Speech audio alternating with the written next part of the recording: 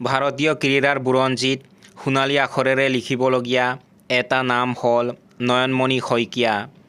তেওঁ এগৰাকী আন্তঃৰাষ্ট্ৰীয় পৰ্যায়ৰ লন বল খেলুৱৈ, যিয়ে 2022 চনৰ কমনৱেলথ গেমছত সোণৰ পদক জিকি সমগ্ৰ দেশ তথা অসমলৈ গৌৰৱ কঢ়িয়াই আনিছিল। এগৰাকী মধ্যবিত্ত পৰিয়ালৰ পৰা আহি বিশ্বমঞ্চত নিজৰ প্ৰতিভা প্ৰদৰ্শন কৰা নয়নমণি আজিৰ প্ৰজন্মৰ বাবে এক অনুপ্ৰেৰণাৰ উৎস। নয়নমণি শইকীয়াৰ জন্ম হয় 1988 চনৰ 21 ছেপ্টেম্বৰত অসমৰ গোলাঘাট জিলাৰ সৰুপথাৰত। তেওঁৰ পিতৃ এজন সাধাৰণ খেতিয়ক আৰু মাতৃ এগৰাকী গৃহিণী। এক সহজ সৰল পৰিৱেশত ডাঙৰ দীঘল হোৱা নয়নমণিৰ সৰুৰে পৰাই খেল ধেমালিৰ প্ৰতি তীব্ৰ আগ্ৰহ আছিল। নয়নমণি শইকীয়াৰ শৈক্ষিক জীৱন গোলাঘাটতে আৰম্ভ হৈছিল। তেওঁ গোলাঘাট কমাৰ্চ কলেজৰ পৰা স্নাতক ডিগ্ৰী লাভ কৰে।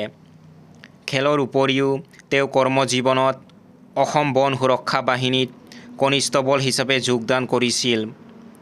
তেওঁৰ অসাধাৰণ ক্ৰীড়া প্ৰদৰ্শনৰ বাবে পৰৱৰ্তী সময়ত অসম চৰকাৰে তেওঁক অসম আৰক্ষীৰ উপ আৰক্ষী অধীক্ষক পদত নিযুক্তি প্ৰদান কৰে।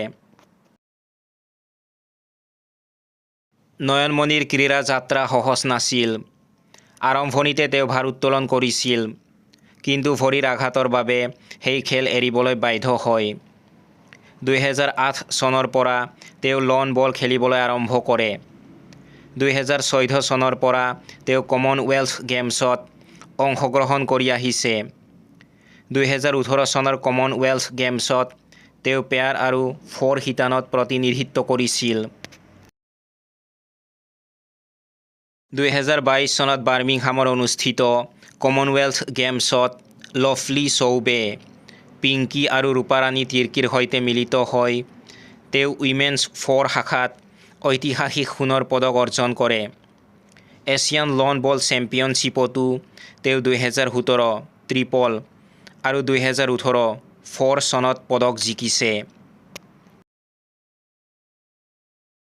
2013 চনৰ 12 মে'ত নয়নমণি শইকীয়া আৰু ভাস্কৰ জ্যোতি গোহাঁইৰ বিবাহ সম্পন্ন হয়।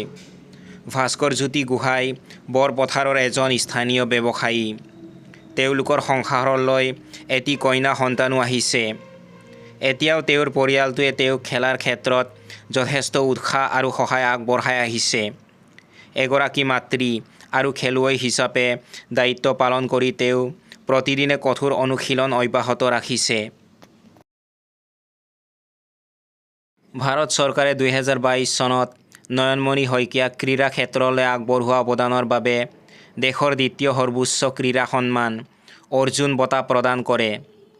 30 নৱেম্বৰ 2022ত ৰাষ্ট্ৰপতি দ্ৰৌপদী মুৰ্মুৰ পৰা তেওঁ এই বঁটা গ্ৰহণ কৰে।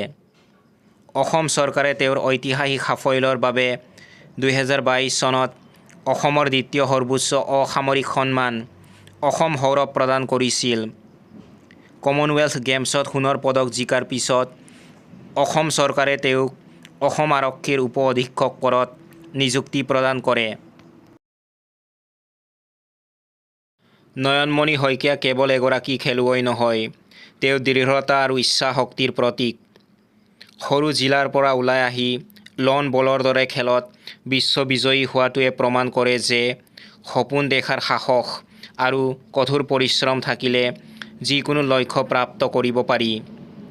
ধনশিৰিপৰীয়া এই সোণালী কন্যাগৰাকী অসমৰ ক্ৰীড়া ইতিহাসত চিৰকাল জিলিকি থাকিব।